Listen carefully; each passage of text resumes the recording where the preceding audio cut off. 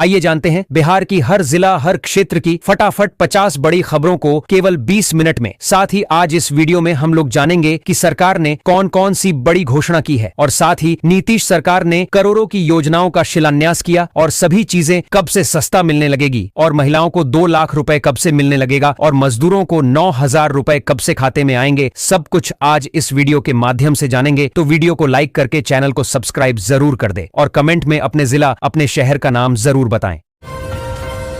नीतीश कुमार ने चुनाव से पहले जो महिलाओं को 2 लाख रुपए रोजगार करने के लिए देने का वादा किया था, उसकी 50,000 रुपए की पहली किस्त पटना साइड के लोगों को दे दिया गया है और बाकी जिलों में 21 दिसंबर को सभी महिलाओं के खाते में भेजा जाएगा। इससे पहले सभी महिलाएं अपने अपने खाते को ई-केवाईसी करवा कर रख ले। महिलाओं को 25 दिसंबर से फ्री में गैस सिलेंडर दिया जाएगा और सब्सिडी के थ्रू उनके खाते में 1,500 रुपए भी भेजा जाएगा।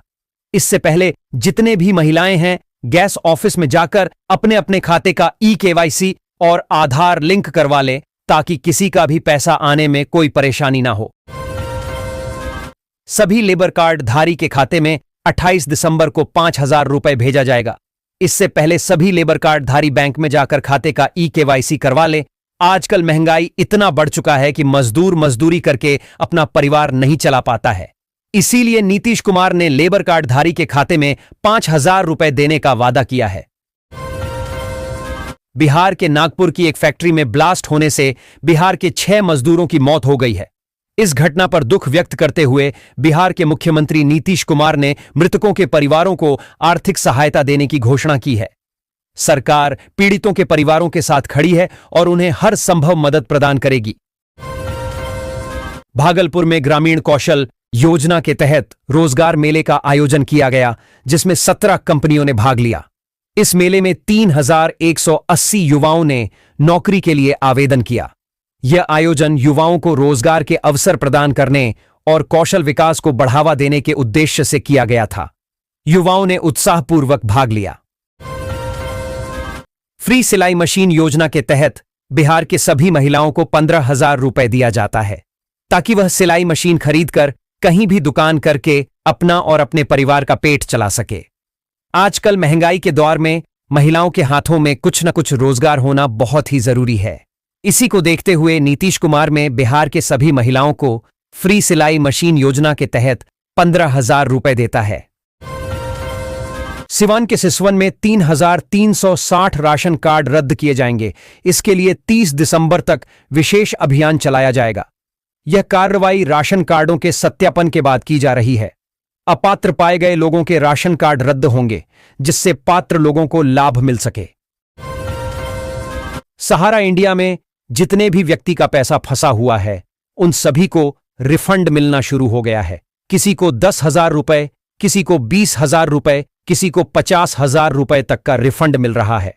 मुख्यमंत्री नीतीश कुमार ने ऐलान कर दिया कि जितने भी व्यक्ति का सहारा इंडिया में पैसा फंसा हुआ है, सभी को जनवरी में सब पैसा वापस कर दिया जाएगा। आयुष्मान भारत योजना के तहत इलाज कराने वाले मरीजों के लिए सरकार ने राहत दी है। सरकार ने आयुष्मान कार्ड के तहत विभिन्न ऑपरेशन की दरों में बढ़ोतरी की है, जिससे मरीजों का बेहतर इलाज हो सकेगा। किडनी के ऑपरेशन के लिए 46,000 और गाल ब्लैडर के ऑपरेशन के लिए 32,000 रुपए की राशि दी जाएगी। आयुष्मान कार्ड धारक कई सूचीबद्ध अस्पतालों में मुफ्त इलाज करा सकते हैं। हिजाब विवाद में नीतीश कुमार के बचाव में केंद्रीय मंत्री जीतन राम मांझी ने कहा कि वे 20 से 25 साल के लड़के नहीं हैं, 74 साल के बुजुर्ग हैं। ऐसे में ये कोई गलती नहीं है। इस घटना को अभिभावक की नजर से देखना चाहिए। इस मामले को बेवजह तूल दिया जा रहा है। बिहार के पूर्वी चंपारण में एक आरजेडी नेता पर पुलिस ने 1 लाख रुपए का इनाम घोषित किया है। इस नेता पर 28 मामले दर्ज हैं। पुलिस ने 99 अन्य अपराधियों की भी एक लिस्ट जारी की है, जिनकी तलाश जारी है। यह कार्रवाई बिहार में अपराध नियंत्रण के प्रयासों का हिस्सा है। भागलपुर के सैंडिस कंपाउंड में अब बुजुर्गों के लिए एंट्री फ्री कर दी गई है, जबकि अन्य लोगों के लिए फीस निर्धारित की गई है। यह निर्णय सैंडिस कंपाउंड को सभी के लिए सुलभ बनाने के उद्देश्य से लिया गया है। इससे बुजुर्गों को सुबह और शाम के समय घूमने में सुविधा होगी, साथ ही अन्य आगंतुकों के लिए भी उचित शुल्क पर व्यवस्था सुनिश्चित की गई है। बिहार में पर्यटन को बढ़ावा देने के लिए सरकार ने 7 जिलों में नए डेस्टिनेशन विकसित करने की योजना बनाई है। इसके साथ ही राज्य में 7 नए 5 स्टार होटल भी बनाए जाएंगे। यह योजना बिहार में पर्यटन को एक नया आयाम देगी और पर्यटकों को आकर्षित करने में मदद करेगी। इससे राज्य की अर्थव्यवस्था को भी बढ़ावा मिलेगा। बिहार बोर्ड के छात्रों के लिए एक महत्वपूर्ण अपडेट है। अब उन्हें अपने दस्तावेजों का वेरिफिकेशन ऑनलाइन कराना होगा। यह प्रक्रिया छात्रों के लिए आसान और त्वरित होगी। ऑनलाइन वेरिफिकेशन की पूरी प्रक्रिया जानने के लिए छात्र बोर्ड की वेबसाइट पर जा सकते हैं। इससे समय और श्रम की बचत होगी।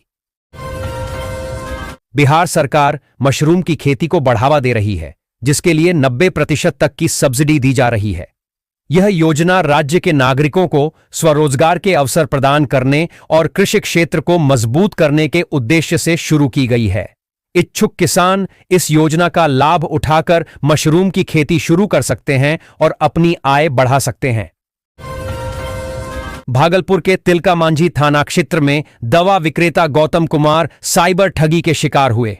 बिजली मीटर अपडेट कराने के नाम पर साइबर अपराधियों ने उनसे 19,500 रुपए ठग लिए। कनीय अभियंता बनकर फोन किया और मीटर अपडेट करने के नाम पर ऐप खुलवाकर पैसे निकाल लिए। पीड़ित ने 1930 पर शिकायत दर्ज कराई है और पुलिस मामले की जांच कर रही है। विद्युत विभाग ने उपभोक्ताओं से सतर्क रहने की अपील की है। बिहार सरकार ने एक महत्वपूर्ण निर्णय लेते हुए राज्य में 5 एक्सप्रेसवे का निर्माण स्वयं करने का फैसला किया है। अब बिहार सरकार एक्सप्रेसवे के लिए केंद्र सरकार पर निर्भर नहीं रहेगी। उत्तर प्रदेश की तर्ज पर एक अथॉरिटी का गठन किया जाएगा, जो इन परियोजनाओं को गति देगा और राज्य में सड़क कनेक्टिविटी को बेहतर बनाएगा। 26 दिसंबर से मेल एक्सप्रेस ट्रेनों के एसी और नॉन एसी कोच में सफर पर टिकट किराया प्रति किमी 2 से 2 पैसे बारह जाएंगे। जनरल अनारक्षित कोच में 215 किमी तक के सफर में टिकट किराया में कोई बढ़ोतरी नहीं की गई है। सुपौल के जदिया पंचायत स्थित प्राथमिक विद्यालय इस्लामपुर रेलवे परियोजना के कारण संकट में है। विद्यालय की पूरी जमीन परियोजना में आने से 102 बच्चों की पढ़ाई खतरे में है। 2006 में स्थापित इस विद्यालय को 2011 में 2 कट्ठा जमीन मिली थी। प्रधानाध्यापक ने शिक्षा पदाधिकारी को जानकारी दी है, लेकिन कोई वैकल्पिक व्यवस्था नहीं हुई है। पटना में ठंड के मौसम में हार्ट अटैक और ब्रेन स्ट्रोक का खतरा बढ़ गया है। डॉक्टरों का कहना है कि इस मौसम में रक्त वाहिकाएं सिकुड़ जाती हैं, जिससे हृदय पर अधिक दबाव पड़ता है। गुनगुना पानी पीने से रक्त संचार बेहतर होता है और इन खतरों से बचाव किया जा सकता है। सावधानी बरतकर स्वस्थ रहें। बिहार में कांग्रेस पार्टी पुनरुत्थान के मोड़ में है। पार्टी के दिग्गज नेता जिलों में डेरा डालकर संगठन को मजबूत करने के लिए अभियान चलाएंगे। इस दौरान वे कार्यकर्ताओं से मिलेंगे और पार्टी की नीतियों को जनता तक पहुंचाएंगे। कांग्रेस का लक्ष्य बिहार में अपनी खोई हुई जमीन वापस पाना है और आगामी चुनावों में बेहतर प्रदर्शन करना है। पटना हवाई अड्डे पर कोहरे और खराब मौसम के कारण उड़ानों के परिचालन पर असर पड़ा। शनिवार को 30 विमान विलंबित हुईं, जिनमें 14 आने वाली और 16 जाने वाली उड़ानें शामिल हैं। दिल्ली रूट पर सबसे अधिक असर हुआ। एयर इंडिया की पहली दिल्ली फ्लाइट रद्द कर दी गई। यात्रियों को भारी असुविधा हुई और हवाई अड्डे पर यात्रियों की भीड़ देखी गई। पीएम किसान 22वीं इंस्टॉलमेंट से पहले समस्तीपुर में किसान डिजिटल आईडी रजिस्ट्रेशन शुरू हो गया है। रजिस्ट्री योजना के तहत 2.26 लाख से ज्यादा किसानों को किसान आईडी मिलेगी। विभाग की ओर से इस योजना को और अधिक पारदर्शी बनाने के लिए इस तरह की पहल की जा रही है। इसका उद्देश्य पात्र किसानों तक योजना का लाभ पहुंचाना है। बिहार में संविदा पर नियुक्त होने वाले आयुष चिकित्सक अब 31 दिसंबर तक योगदान दे सकेंगे। राज्य स्वास्थ्य समिति ने इस संबंध में आदेश जारी किया है। राष्ट्रीय बाल सुरक्षा कार्यक्रम के तहत नियोजित होने वाले चिकित्सकों के योगदान की अंतिम तिथि 20 दिसंबर थी, जिसे बढ़ाकर 31 दिसंबर 2025 कर दिया गया है। बेगूसराय में दाखिल खारिज के 32.31% आवेदन रद्द कर दिए गए हैं। मंत्री के आदेश के बाद भी स्थिति में कोई सुधार नहीं हुआ है। ऑनलाइन दाखिल खारिज में जमीन से संबंधित कागजात में त्रुटि के कारण आवेदन रद्द हो रहे हैं। रद्द होने वाले आवेदनों में सबसे अधिक संख्या ऑनलाइन आवेदनों की है।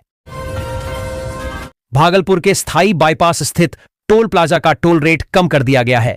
यह कमी नई एजेंसी के लिए लागू की गई है। नई एजेंसी को NHAI को रोजाना 6.21 लाख रुपए का टोल कलेक्ट करना होगा। पूर्व की एजेंसी 6.33 लाख रुपए का भुगतान करती थी। सीएम नीतीश कुमार दिल्ली पहुंच गए हैं। पीएम से मुलाकात कर सकते हैं। बिहार में ठंड और कोहरे से कई ट्रेनें लेट हैं, तो कई विमानों को रद्द कर दिया गया है। बिहार सरकार यूपी मॉडल की तर्ज पर राज्य में सड़कें बनाएगी। पटना में लड़की से बात करने पर एक छात्र को पीटकर अधमरा कर दिया। जहानाबाद में कई डीलरों ने इंश्योरेंस कराकर गाड़ी तो बेच दी, पर उसका रजिस्ट्रेशन नहीं कराया, जिससे वाहन मालिक परेशान हैं और सरकार को राजस्व का नुकसान हो रहा है। जिले के 42 डीलरों में से आधा दर्जन ने ऐसा किया है, जिनमें ट्रैक्टर सहित 8 से अधिक वाहन शामिल हैं। मुजफ्फरपुर में ऑटो और ई रिक्शा के लिए कलर कोडिंग और रूट निर्धारण का ट्रायल रन शुरू हो गया है। शहर को जाम से मुक्ति दिलाने के लिए जिलाधिकारी सुब्रत कुमार सेन और एसएसपी सुशील कुमार ने हरी झंडी दिखाकर इसकी शुरुआत की। इस व्यवस्था के तहत 4,800 ऑटो और ई रिक्शा को कलर कोड किया गया है, जिसमें 4,200 वाहनों के लिए रूट निर्धारित हैं। जनवरी से नियम तोड़ने पर कार्रवाई की जाएगी।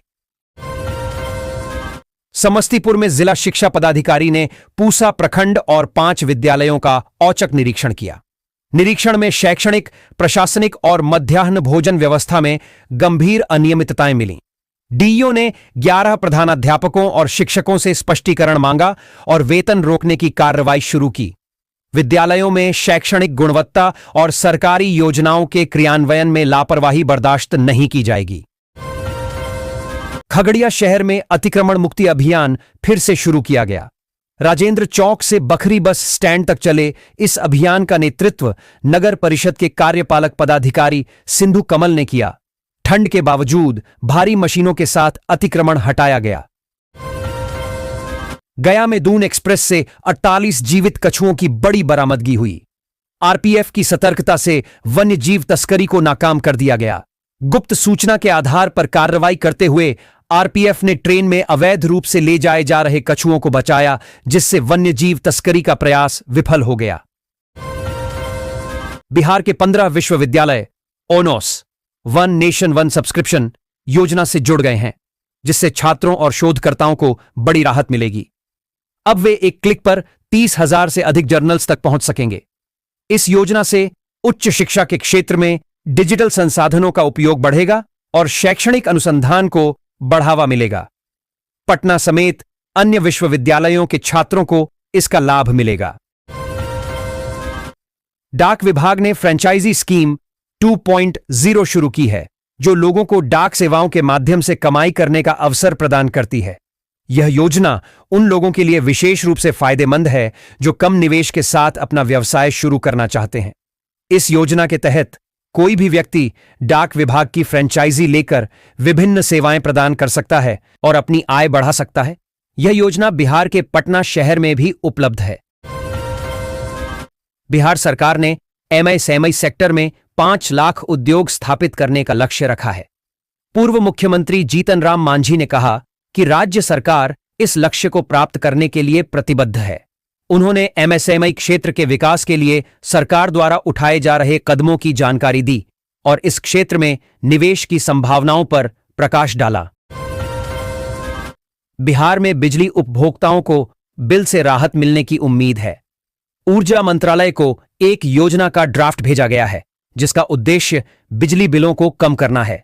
इस योजना के तहत सरकार बिजली सब्सिडी और ऊर्जा संरक्षण को बढ़ावा देने पर ध्यान केंद्रित कर सकती है। इससे राज्य के नागरिकों को वित्तीय सहायता मिलेगी और ऊर्जा की बचत को प्रोत्साहन मिलेगा। बिहार के एजुकेशन सिस्टम में बड़ा बदलाव होने जा रहा है। अब सरकारी स्कूलों में एनईपी न्यू एजुकेशन पॉलिसी के तहत 6ठी क्लास से ही व्यावसायिक शिक्षा दी जाएगी। इस नए बदलाव से छात्रों को भविष्य के लिए तैयार किया जाएगा और उन्हें विभिन्न व्यवसायों के बारे में जानकारी मिलेगी। यह कदम शिक्षा प्रणाली को और अधिक प्रभावी बनाने के लिए उठाया गया है। सुपौल के जदिया पंचायत स्थित प्राथमिक विद्यालय इस्लामपुर रेलवे परियोजना के कारण संकट में है। विद्यालय की पूरी जमीन परियोजना में आने से 102 बच्चों की पढ़ाई खतरे में है। 2006 में स्थापित इस विद्यालय को 2011 में 2 कट्ठा जमीन मिली थी। प्रधानाध्यापक ने शिक्षा पदाधिकारी को जानकारी दी है, लेकिन कोई वैकल्पिक व्यवस्था नहीं हुई है। हरियाणा के मेवात और नूह गिरोह बिहार में एटीएम से कैश चोरी कर रहे हैं। मुजफ्फरपुर पुलिस अभी तक गिरोह को पकड़ नहीं पाई है। गिरोह एसबीआई के एटीएम को निशाना बना रहा है, गैस कट्टर से काटकर कैश निकाल रहा है। पुलिस को संदेह है कि गिरोह के तार अंदर तक जुड़े हैं। गिरोह लॉज में रुककर रेकी करता है। बिहार के मंत्री दीपक प्रकाश ने सीएम नीतीश के ड्रीम प्रोजेक्ट पर ध्यान केंद्रित किया है। उन्होंने अधिकारियों को सख्त निर्देश दिए हैं ताकि परियोजना समय पर पूरी हो सके। सरकार इस परियोजना को लेकर गंभीर है और मंत्री दीपक प्रकाश व्यक्तिगत रूप से इसकी प्रगति की निगरानी कर रहे हैं। यह परियोजना पटना और बिहार के विकास के लिए महत्वपूर्ण है। भागलपुर में ठंड का प्रकोप जारी है, जिससे लोगों का जीवन अस्त व्यस्त हो गया है। शीतलहर के कारण लोग घरों में दुबकने को मजबूर हैं। तापमान में गिरावट से शहर में कड़ाके की ठंड महसूस की जा रही है। मौसम विभाग ने लोगों को सतर्क रहने की सलाह दी है और ठंड से बचाव के उपाय करने के लिए कहा है। माघ मेला के लिए रेलवे 1 जनवरी से 2 अनारक्षित ट्रेनों का परिचालन शुरू करेगा। इससे छपरा समेत कई जिलों के यात्रियों को सुविधा होगी। यह पहल माघ मेला में आने वाले श्रद्धालुओं के लिए की जा रही है, जिससे उन्हें यात्रा में आसानी हो और वे सुगमता से मेला पहुंच सकें। रेलवे ने यात्रियों की सुविधा को ध्यान में रखते हुए यह निर्णय लिया है। पश्चिम चंपारण जिले में अपराध नियंत्रण के लिए कई कदम उठाने के बावजूद चोरी और आपराधिक घटनाएं कम नहीं हो रही हैं। हाल ही में एटीएम लूट की घटना ने सुरक्षा व्यवस्था पर सवाल खड़ा कर दिया है। अपराधियों ने गैस कट्टर से एटीएम काटकर 25 लाख से अधिक की चोरी की। पुलिस जांच कर रही है, लेकिन अभी तक कोई सुराग नहीं मिला है। हरिहर क्षेत्र सोनपुर में काशी विश्वनाथ कॉरिडोर की तर्ज पर बाबा हरिहरनाथ कॉरिडोर का निर्माण होगा, जिसमें लगभग 600 करोड़ रुपए खर्च होंगे। अहमदाबाद की एजेंसी सर्वे कर रही है और जनवरी 2026 में निर्माण शुरू होने की संभावना है। सोनपुर मेला क्षेत्र में पर्यटकों की संख्या बढ़ने की उम्मीद है, जिसके लिए प्रशासनिक स्तर पर तैयारियां चल रही हैं। रविवार को मुजफ्फरपुर आ रही डिब्रूगढ़ लखनऊ एक्सप्रेस सबसे अधिक 20 घंटे की देरी से चल रही है। वहीं दिल्ली कटिहार चंपारण हमसफर एक्सप्रेस 18 घंटे से अधिक लेट हो चुकी है। इसके अलावा नई दिल्ली दरभंगा क्लोन सुपरफास्ट फिलहाल 16 घंटे की देरी से चल रही है। भाजपा नेता ने लालू प्रसाद यादव पर बेटी विरोधी मानसिकता का आरोप लगाया है। उन्होंने मीसा भारती और रोहिणी आचार्य का नाम लेते हुए कहा कि आरजेडी सुप्रीमो को जब जरूरत पड़ती है, बेटियां उनका काम कराती हैं। बिहार के गन्ना उद्योग मंत्री संजय कुमार ने गढ़पुरा में कहा कि भ्रष्ट पदाधिकारी अब नहीं बचेंगे, उन्हें जेल जाना होगा। सरकार भ्रष्टाचार के प्रति सख्त है और पुख्ता सबूत मिलने पर कड़ी कार्रवाई करेगी। उन्होंने जनता को बिचौलियों से बचने की सलाह दी और बखरी में फूड प्रोसेसिंग इकाई स्थापित करने की बात कही। हिजाब विवाद को केंद्रीय मंत्री जीतन राम मांझी ने बिहार के मुख्यमंत्री नीतीश कुमार का पक्ष लिया है। उन्होंने कहा कि यह कोई मामला ही नहीं है, इसे बेवजह तूल दिया गया है। इस क्रम में उन्होंने दिल्ली का एक प्रसंग भी सुनाया। भागलपुर के नवगछिया मदरौनी की आयुषी सिंह ने all India law entrance test AILET में 19वीं रैंक हासिल कर सफलता प्राप्त की है। उत्तर प्रदेश राज्य में उन्हें पहला स्थान मिला है। नेशनल लॉ यूनिवर्सिटी में प्रवेश के लिए आयुषी ने स्वाध्याय पर जोर दिया। आयुषी के पिता धर्मेंद्र सिंह बनारस रेल इंजन कारखाना में कार्यरत हैं। आयुषी की सफलता पर पूरे मदरौनी में खुशी का माहौल है और उन्हें बधाई संदेश मिल रहे हैं।